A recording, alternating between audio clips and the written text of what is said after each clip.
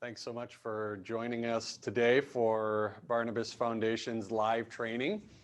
It's great to be with you. I'm so thankful that you took some time to share with us today. And I'm happy to have with us Steve Baker. Steve's a senior estate planner for Barnabas Foundation. Steve, thanks so much for joining us today. I really appreciate your time. Glad to be here. Thanks, Bill. Today we're going to be talking about 5 reasons your church members don't have a will, and Steve and I will, one of the things I want to talk about first is why this matters. Why does it matter that church members don't have a will, and that, what does it take to get them to a place where they do have a will, and what does that matter for church ministry, and why does that make a difference? Before we get to that, though, I want to just mention that if you have questions for Steve, make sure you use the Q&A button at the bottom of your screen. Place them in there and we'll include them into our conversation. We'd like to be interactive in this conversation. Love your input on it. Also, I want to just remind you that this conversation will be put out as a video and also as a podcast. I'll make sure that you see it in all of our different communication channels.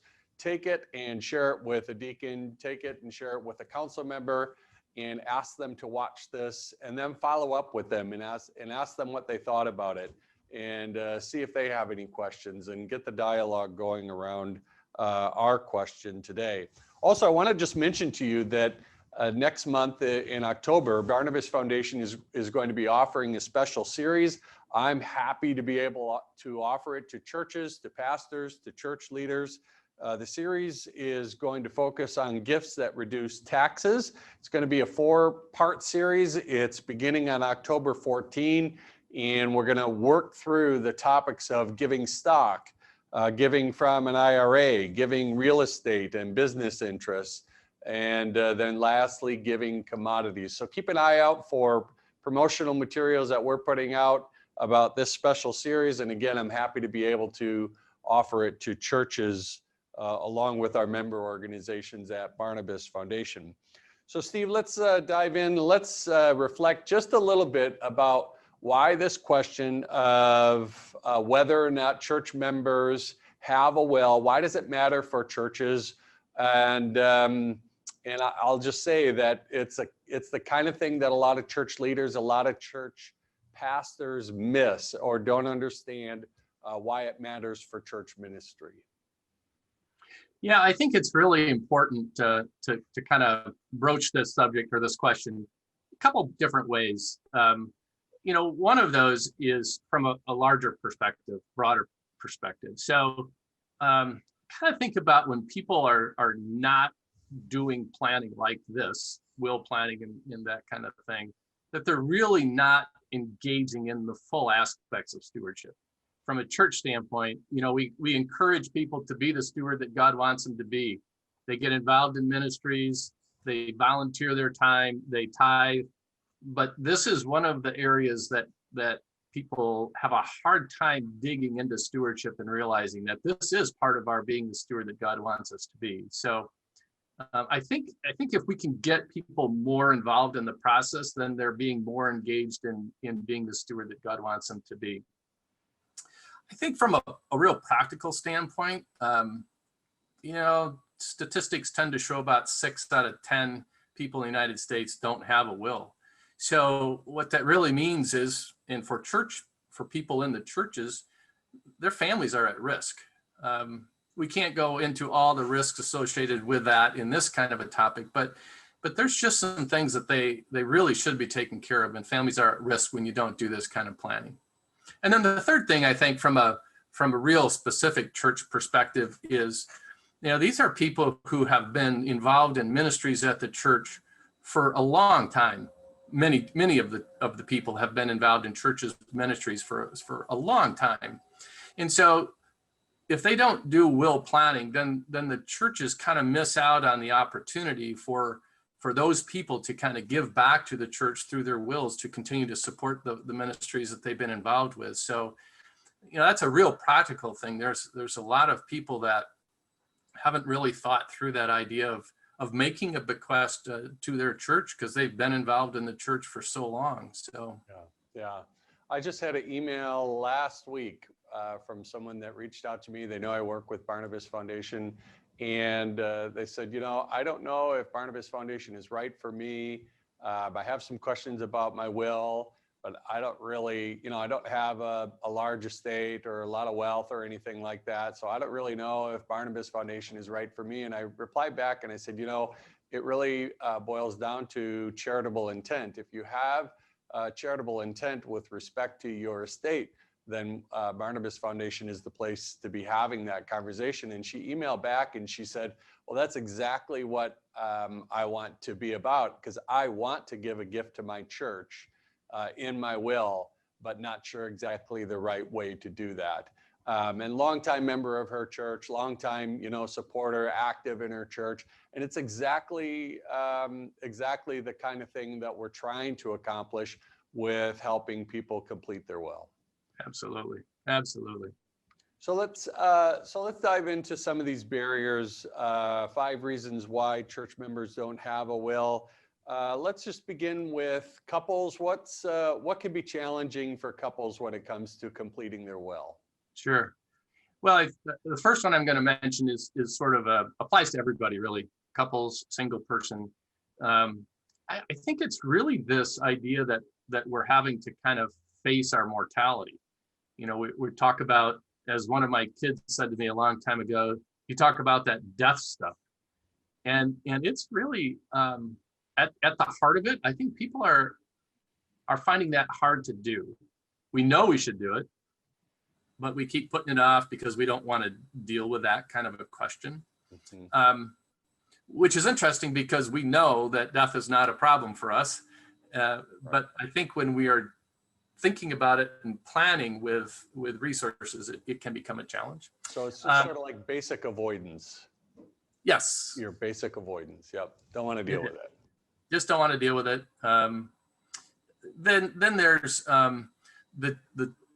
especially for couples that have minor children, dealing with the whole who's going to be the guardian question becomes really challenging. Location, the right person, all of those kinds of questions kind of come into play. But I think another part of this is people have to make some decisions. You have to take a stand and say, this is what I want to do. You can't just willy-nilly hope that it goes okay. And I think, again, that's just a difficult part of it. Sometimes the cost and just not knowing that it's not that hard to do, but the cost and not knowing where to begin is another one of those roadblocks that people just say, okay, I'll just put it off till later. Don't worry about it, whatever. And I think sometimes it raises these questions about different ideas between a couple.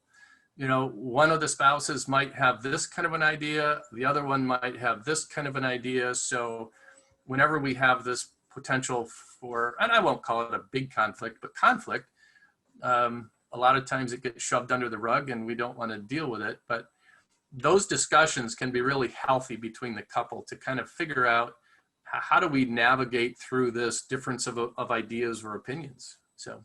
Yeah, that's interesting in terms of, it can be about relationship too, right? It can be about, like you're saying, if there's differences of opinions or different perspectives on how an estate gets used once the couple has gone to glory, then there are those relationship issues in terms of them having to work that out and work together to accomplish it.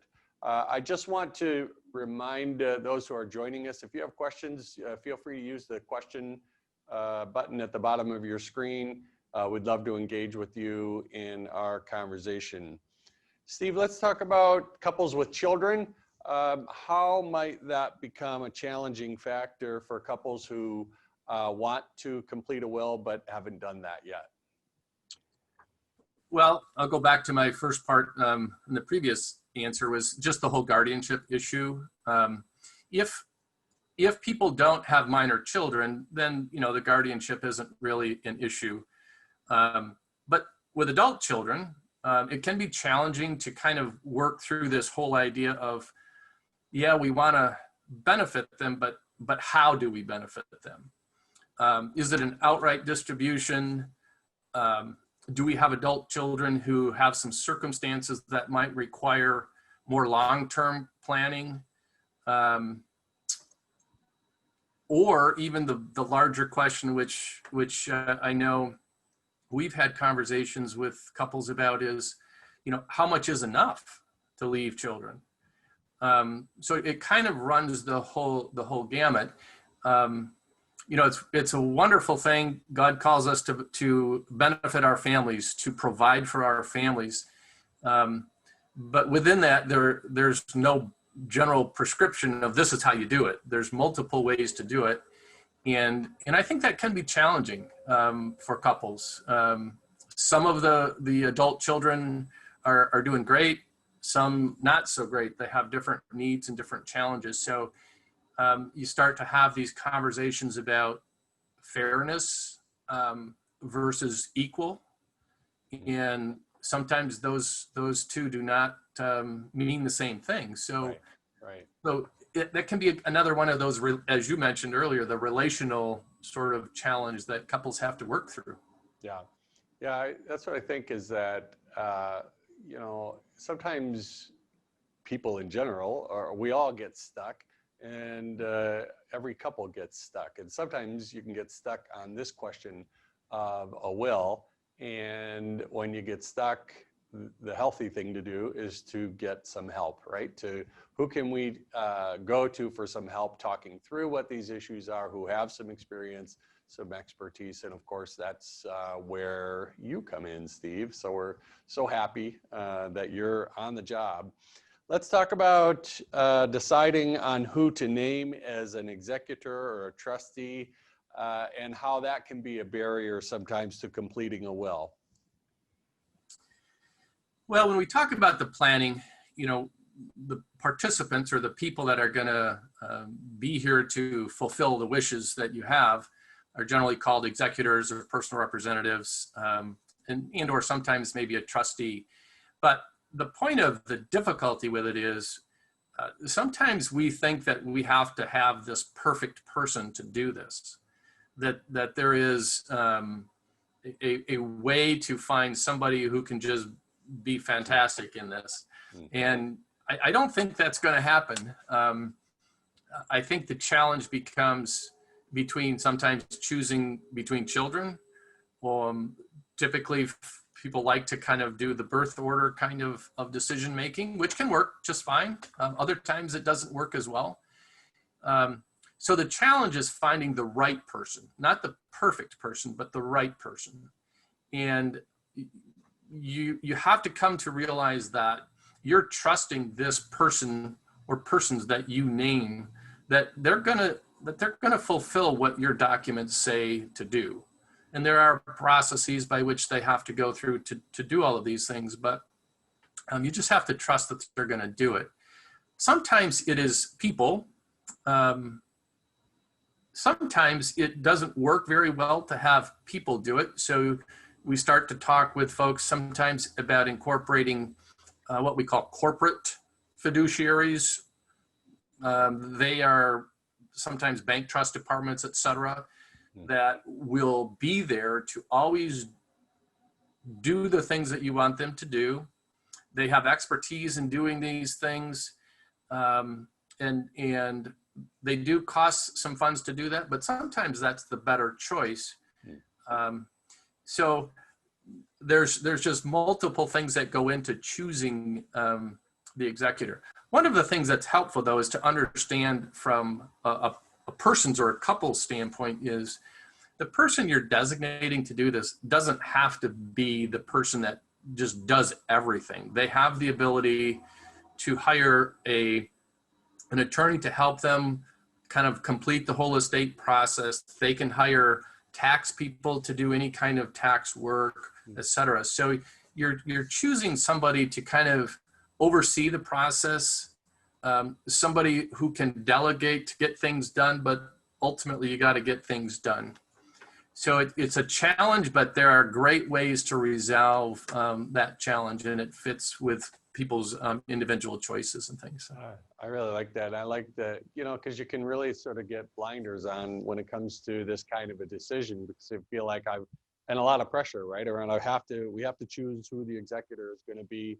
And we've got to, sort of make the right choice, those kinds of things. But as I'm listening to you, I'm like, okay, well, you could take a step back and say, you know what, there are other options. There are all kinds of possibilities related to this question. So it doesn't necessarily have to be a pressure-filled decision. And again, answering this question is a lot easier. If it feels complicated to us, it's a lot easier in dialogue with someone like yourself. Yeah, and the other thing to kind of add to that is having conversations with the people that you've chosen to be the executor of your will, for example, while you're still alive, is just, it's a great tool for couples to kind of get themselves at ease that, yeah, this is a great choice for us. This person is willing to do it. They understand what our goals and objectives are. You don't have to just dump it in their lap after you've passed away. You can actually engage them in this process ahead of time. They don't have to do anything while you're still alive, but at least you can engage in a conversation with them. And I think that helps people kind of get over some of these obstacles. Absolutely. Steve, when we first started our conversation, we were talking about how it's easy just to put off a decision about a will. And one of the complicating factors, or one of the primary reasons that people put it off, is that in many instances it can just feel like an overwhelming task, right? It's sort of like if you've put it off for a lot of years, maybe decades, and you've accumulated a certain amount of wealth, a certain amount of assets. You have all kinds of questions related to your home or whatever possessions or business or bank accounts and all these kinds of questions related. And it's easy to become overwhelmed at just the thought of trying to get things squared away. Can you talk a bit about that in terms of being a barrier to completing a will? Absolutely. I sort of look at this as, it can be a process that you have to go through, but if you're one who likes to look at the big, like, this is a huge deal, yeah, this is going to be challenging to do. If you're one who likes to look at things to say, yeah, there's there's work that has to be done, but if we just kind of take some steps and keep moving along, we'll get there. And I think that's the approach that we encourage folks to take is, yeah, it will take some time. It will take some conversations. It will take looking back at some records maybe, but let's not make it too complicated than what it really is, because at the end of the day, you're really getting a document in place that you say, hey, I'm comfortable that this states my intentions and I've got things in order. Right. The beauty of the planning is you look at it today and you say, yeah, it works for me. I like it. And 3, 4, or 5 years from now, if it doesn't fit, you can always change it. Right. And say, okay. And the second time you go through it with some changes, it's a lot easier than the first time you go through it to just get it in place. So I don't want to underestimate some of the time and things that go into it, but I would not call this complicated and overwhelming at all. I think it's just something we have to do. It's something we have to take some time to do and make some decisions. And I think we have to commit it to prayer. We have our own anxieties and fears that we like to put into things. And if we can put some prayer behind this, God will give us the peace to do it. That's awesome. Just a reminder to folks who are participating, if you have comments or questions for Steve, use the Q&A button at the bottom. one of the things that I'm always so impressed with is just the growing library of tools and resources for people. And Steve, of course, you're a tremendous resource, and our planners here at Barnabas Foundation are tremendous resources for helping to complete a will and helping to sort of take some of the pressure off feeling overwhelmed at the thought of getting your estate in order. Steve, let's talk about, I know a lot of times for folks, if they think about completing their will and then they go, well, you know, we have to get a lawyer and I don't know any lawyers. And if I did, I mean, I can just Google lawyers in my area or lawyers near me and I can just pick one, but I don't know, you know, whether I'm choosing the right lawyer or whether this lawyer can be trusted, all those kinds of things.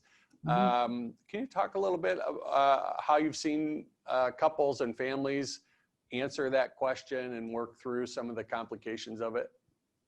Sure. I think you have to start kind of with the idea of let's find a lawyer who shares some of our similar values. So we like to connect people when we can with Christian attorneys who can understand where people are coming from in this whole planning. So I think that's important. I also think it's important to have a lawyer who does practice in the area of estate planning and wills and trusts and things like that, because there are a lot of specialties under the law. I mean, you just don't want somebody who does an occasional will here and there to kind of help. So how do you find those people? I think about asking advisors. So if a couple is working with an insurance person, ask them if they have some referrals. Ask a tax person. Ask a financial advisor. Here's a great one. Talk to your other family members.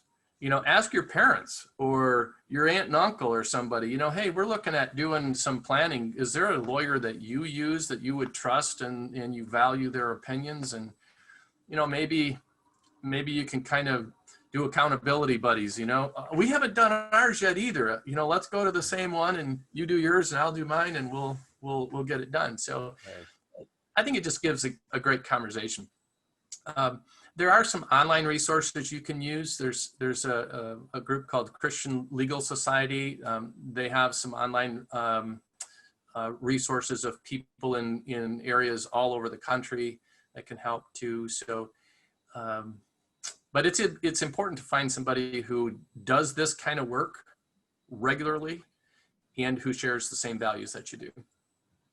Steve, I'm so glad to be having this conversation with you, and again, just reminding ourselves about who we're sharing this information with, and that is churches, church pastors and leaders, and recognizing that this is a real thing for people in your church, that this actually happens all the time, that families get stuck, couples get stuck, individuals get stuck related to a will, related to thinking about how they want to leave a legacy for those who follow after them.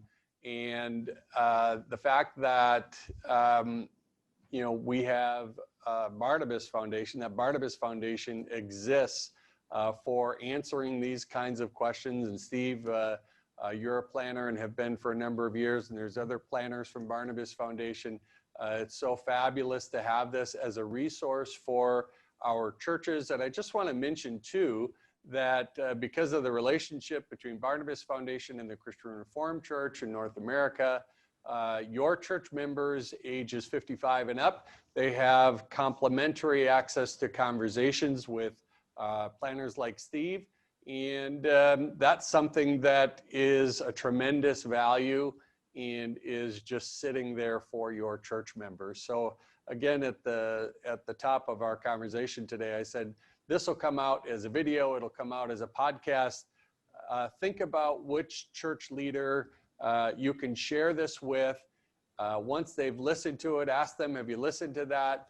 And then have the conversation, say, what did you think about that? Are there things that we can do as church leaders to help people connect to Barnabas Foundation, to help people get the resources they need so that they can complete a will. Because like the person that reached out to me, I mentioned last week, they want to leave a gift in their church in many instances, but don't have things in place to be able to do that. And that's where the kingdom impact comes. Absolutely. Steve, I want to thank you for your time. I want to thank folks for joining us here today. I want to just mention that all of our church resources from Barnabas Foundation are found on church.barnabasfoundation.com. And you're welcome to check that website out. It's a tremendous resource for you and for your church leaders. Also, I just want to mention that next month, our quarterly newsletter called Generosity Today, that it will be coming out. Keep an eye out for it. That's our newsletter that promotes gifts in a will and also gifts of non-cash assets. It's important to make sure that your church members have that in their hands. Again, Steve, thanks so much for your time and your expertise. And Thanks, Phil. Great to be with you today. It's a pleasure. God bless.